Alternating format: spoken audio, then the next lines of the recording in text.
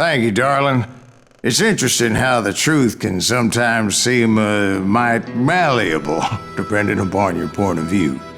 Like how those dime novels make you out to be something you're not?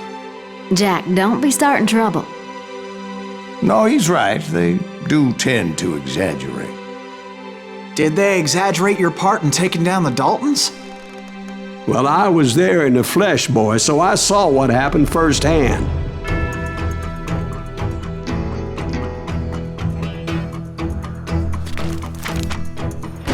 Those Daltons were lawmen once, before they all went bad, robbing banks and trains clear across the territory. Until Coffeeville, of course. I was one of the citizens who took up arms that day. Fighting on the side of right? I did my best, sir. We all did.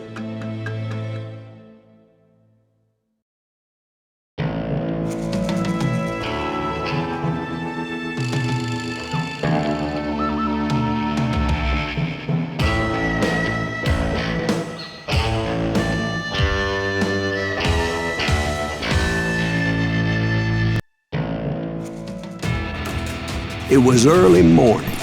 One of my friends was a local gunsmith, and he handed out firearms to anybody who'd take one. You see, the Daltons got it in their heads to rob two banks at the same time. Two banks on the same damn street. The story was Bob Dalton's girl was always writing him about how he had no ambition. "Oh, you're nobody next to Jesse James," she'd say. Finally, the bastard took his brothers to Coffeeville just to shut her up. Well, the locals recognized the Daltons right off. Put some holes in them! Before they could get away, half the town took up arms to defend their property.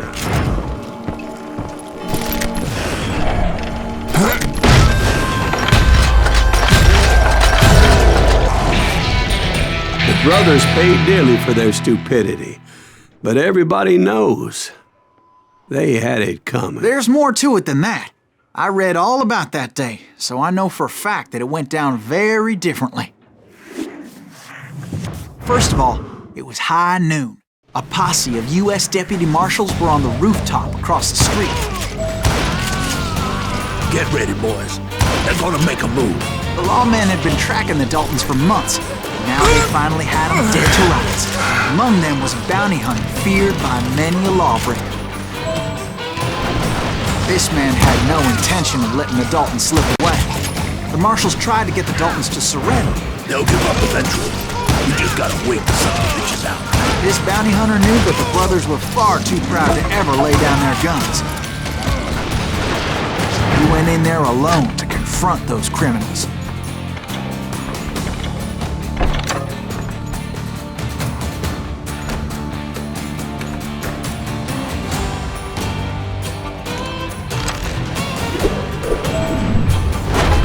One of the marshals shouted, "Where are you going? Are you crazy?" Hey, where do you think you're going, dumbass? That rifle's mine. But he paid him no mind.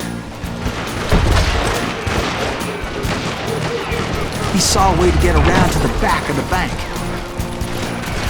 Then he figured out how to hit the Daltons from a direction they weren't expecting.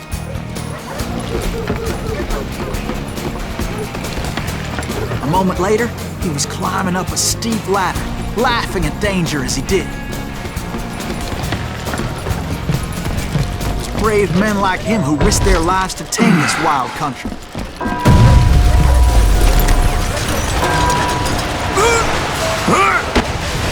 We've got company.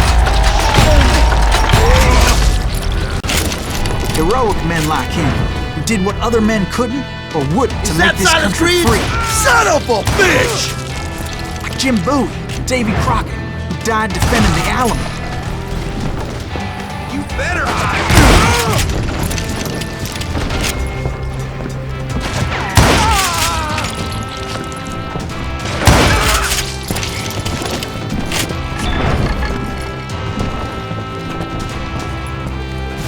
Over there!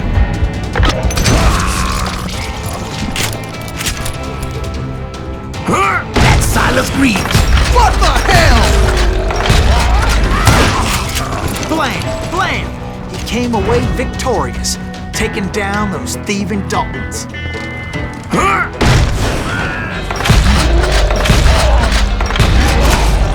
His name was Silas Greaves, and when the dust finally settled, he was the last man standing. Sorry, kid, but that just wasn't the way it happened.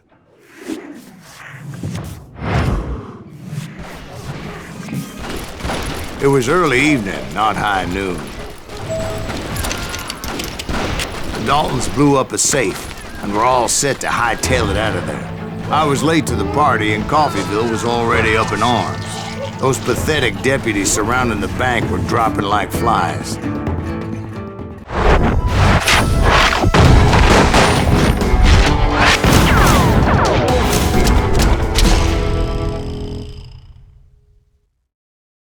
I had been tracking those jokers for months, waiting for them to do something reckless.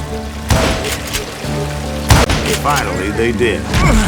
Those stupid bastards decided to rob 2 banks at the same time in the same town where everybody knew them. But they still had friends in Coffeyville.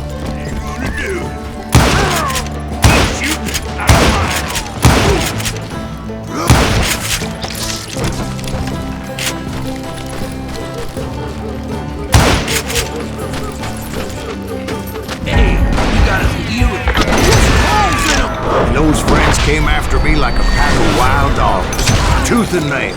They were coming at me from all directions.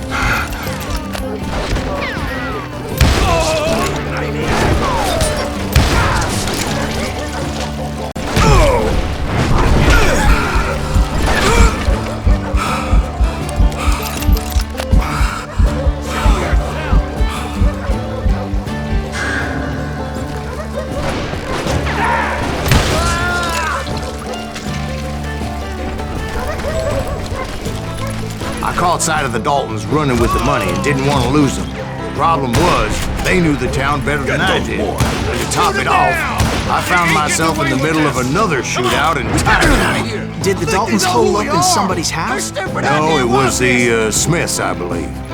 They were cousins of the Daltons. And they were shooting at the Browns, who were shooting at the Daltons. Which wasn't any surprise, as those 2 families have been feuding forever.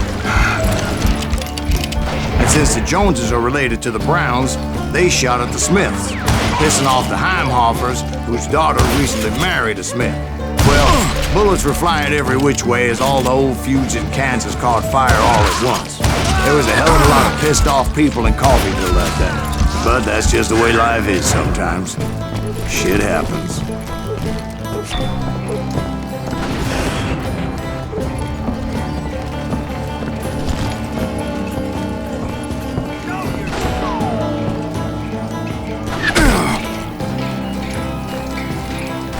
The Dalton boys knew I would never give up.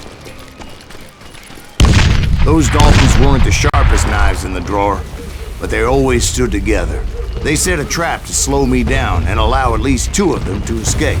The 3rd brother stayed behind to plant me, just in case that trap of theirs didn't work.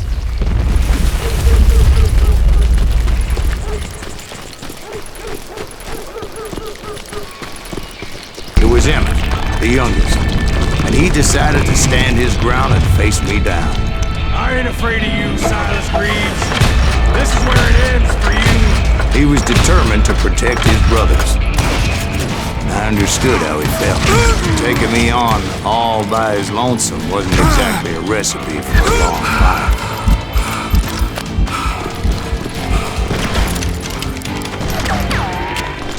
Gonna beat you like a red-headed stepchild.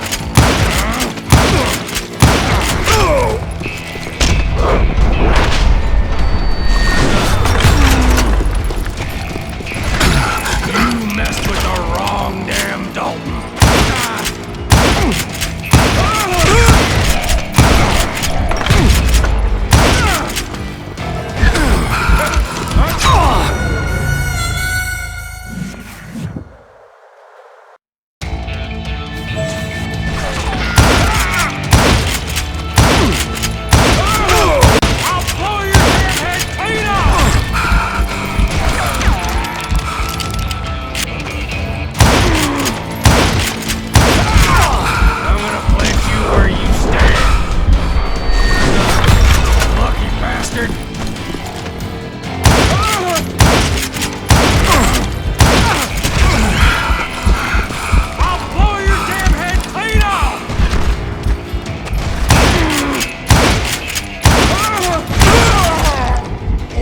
Emmett Dalton survived the robbery in Coffeyville. He's the only Dalton who did. They say he was shot 23 times. Well, Dwight, who do you think put all those damn holes in him?